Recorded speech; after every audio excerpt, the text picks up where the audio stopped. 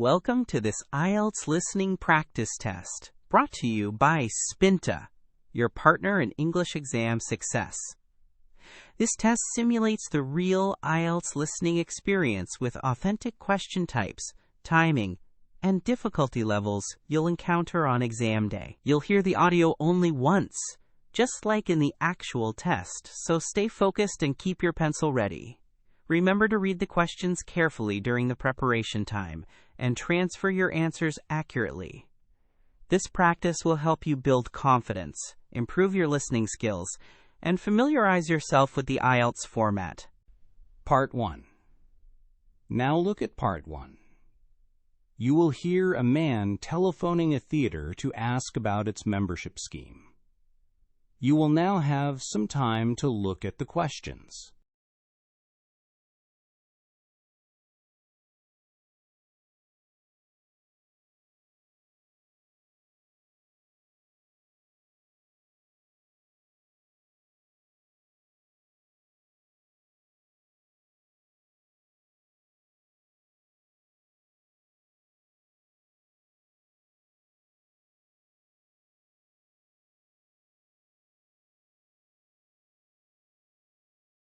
Good morning, Royal Theatre box office. Claire speaking.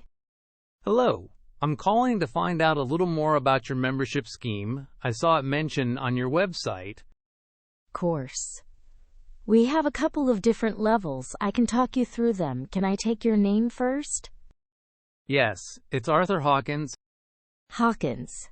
Okay, Arthur, and I'll just take a few more details for our records. Can I have your postcode? Yes, it's SW194JT. SW194JT. Thank you. And an email address? It's arthur.h@mail.com. arthur.h@mail.com. Perfect. So we have two main membership types, silver and gold. The silver is £50 a year, and the gold is £75. What's the main difference between them? They both offer a range of benefits, but the gold membership has a few extra perks. I'll tell you about that one first. Okay, that sounds like the one I'd be interested in. So the gold membership, as I said, has an annual cost of £75. £75. Okay, and what benefits do I get for that? Well, first of all, you get a 15% discount on all tickets that you book. A discount on tickets? That's good. And on top of that, we waive the standard booking fee for members, which is normally £2 per ticket. So there's no booking fee. And what else? When you attend a performance, you're entitled to a free program for each show. They normally cost £5 each. A free program. Great. Does it help with getting tickets for popular shows? It does. This is probably the biggest benefit. You get access to priority booking, which opens 1 week before tickets go on general sale. So you get the best choice of seats. Priority booking for a whole week? That's very good. I'd like to sign up for that, please. Excellent. I can take payment over the phone now. Once that's done, we'll send out your membership pack in the post. It should be with you in a few days. In the post. Perfect. Thank you for your help.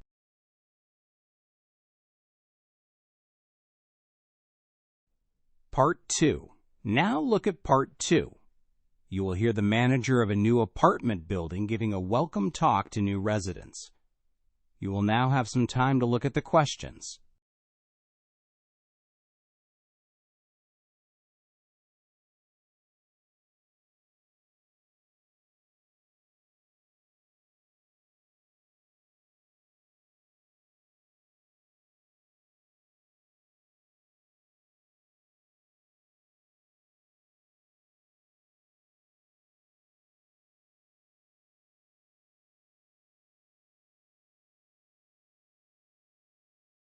Hello everyone, and on behalf of the management team, I'd like to extend a very warm welcome to the Wharf Apartments.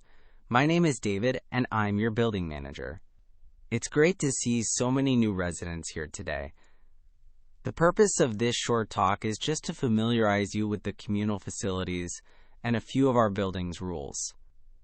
If you'd like to look at the plan in your welcome pack, you'll see the layout of the ground floor. We are currently standing at the main entrance. The desk right in front of us is the concierge desk, which is staffed 24 hours a day.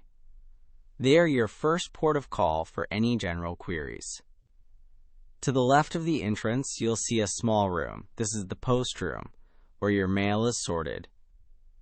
The bank of parcel lockers for your deliveries is located at the back of this room. Now, if you look at the right of the entrance, there's a large open plan area. This is the residence lounge.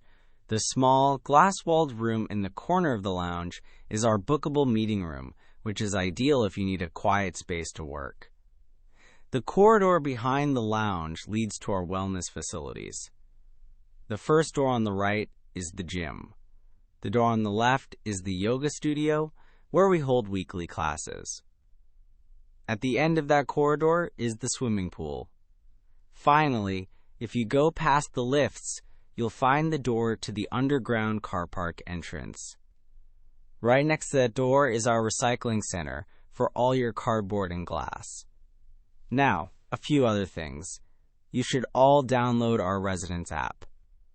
Its main function is for booking facilities, like the meeting room or a session in the pool. This helps us manage numbers and ensure it never gets too crowded. The gym is open 24/7. We're happy for you to bring a guest, but please note that they must be signed in at the concierge desk on every visit. This is a strict rule for insurance purposes. Our beautiful rooftop garden is a great place to relax, but please be considerate of your neighbors. The garden is closed after 10 p.m. to ensure noise is kept to a minimum. For those of you with cars, your lease includes one allocated parking space. For any visitors, there are a number of dedicated visitor spaces on the first level of the car park. They don't need to be reserved, but they are limited to a 4-hour stay. And finally, for any maintenance issues within your apartment, such as a leaky tap, please don't call the concierge.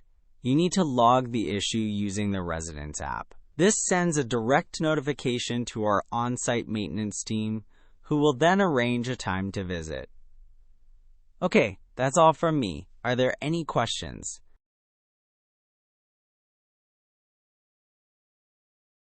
Part 3. Now look at Part 3. You will hear two students, Olivia and Ben, discussing their presentation on urban beekeeping with their tutor, Dr. Mason. You will now have some time to look at the questions.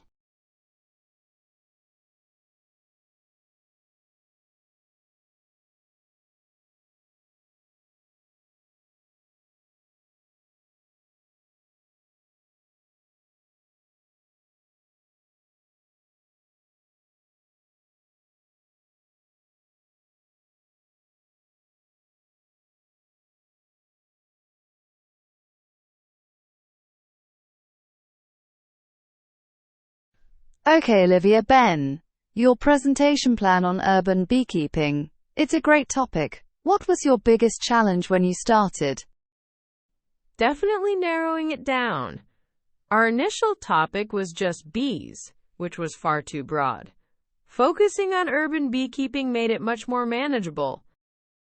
A good decision. Let's look at your plan. Your introduction.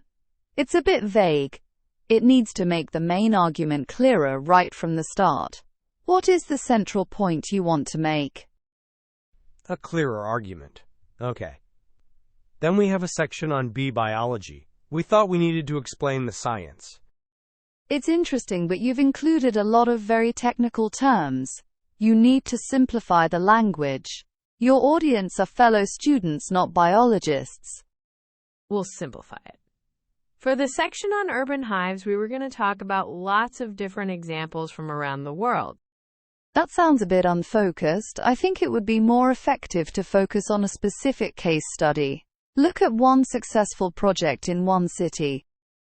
A case study. Good idea.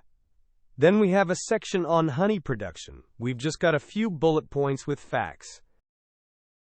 It's a bit dry. It would be much more engaging if you could add more visual aids here. A chart showing production, or a map of different honey types, for example. More visuals. We can do that. And for our conclusion, we thought we would just summarize. A conclusion should do more than summarize. Why not add a personal story? A short anecdote about your own experience with the topic would make it much more memorable. A personal story. I like that. So, Olivia, what surprised you most in your reading? For me, it was discovering that urban honey can have more complex flavors than rural honey. Because the bees visit such a wide variety of flowers and parks and gardens, the taste can be incredibly rich and unique. A great point to include.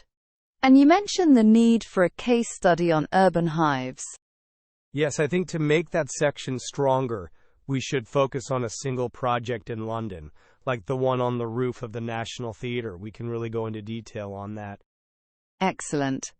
And a final piece of advice. Your presentation should also touch upon the challenges of urban beekeeping. It's important to present a balanced view, not just the positives. The challenges. Okay, we'll add that in. So what's our immediate next step? I think we need to consolidate all these changes. The best thing to do now is to write a detailed outline of the new structure, with a clear focus for each section, before we do any more research. A very sensible plan. That's the best way to ensure your final presentation is coherent and well-structured.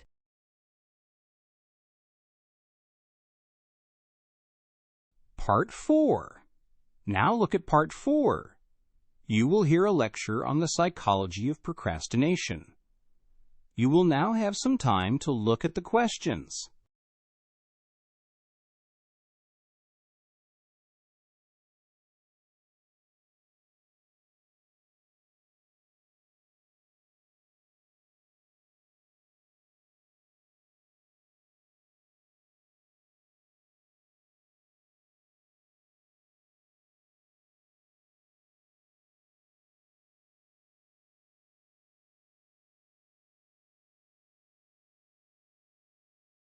Good morning. In today's lecture, we're going to tackle a subject that I'm sure is familiar to many of you: procrastination. What is it, and why do we do it? Procrastination is commonly defined as the voluntary delay of an intended and necessary action, despite knowing that this delay might have negative consequences. Now, it's crucial to understand that procrastination is not the same as laziness. Lazy people simply don't do anything, and are fine with it. Procrastinators, on the other hand, want to do the task, but can't bring themselves to. The root cause is not about poor time management, but about emotion regulation. We procrastinate because the task we are facing makes us feel bad in some way. Perhaps the task is boring, or frustrating, or it fills us with anxiety and self-doubt. To avoid these negative feelings, we delay the task and do something else instead, like watch a video, or scroll through social media. This works because it provides immediate relief. In neuroscience terms, our brain's limbic system, the emotional pleasure-seeking part, overrides the rational planning of the prefrontal cortex. This leads to a focus on short-term mood repair, at the expense of our long-term goals. There are many psychological triggers for procrastination. One of the most common is perfectionism. The fear of not being able to do a task perfectly can be so overwhelming that it becomes easier not to start at all. In this case, procrastination becomes a coping mechanism to avoid the potential judgment or failure. So how can we overcome this deeply ingrained habit? The key is not to rely on willpower alone. Instead, we need practical strategies. A very effective one is to break a large, daunting task into very small, concrete steps. Instead of write essay The first step becomes open document or write first sentence. This makes the task feel less overwhelming. Another powerful strategy is to practice self-compassion. Berating yourself for procrastinating only adds to the negative feelings, which in turn makes you more likely to procrastinate again. Studies have shown that forgiving yourself for past procrastination makes you more likely to start the task sooner next time. It's also vital to manage your environment to reduce distractions. If you're distracted by your phone, put it in another room. If you're distracted by the internet, use an app to block certain websites for a set period. Make it easier for your future self to do the right thing.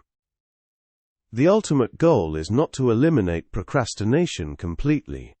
Everyone does it from time to time.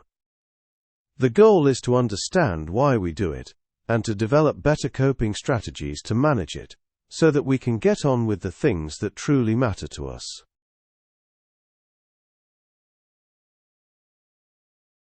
And pencils down. You've survived another IELTS listening marathon.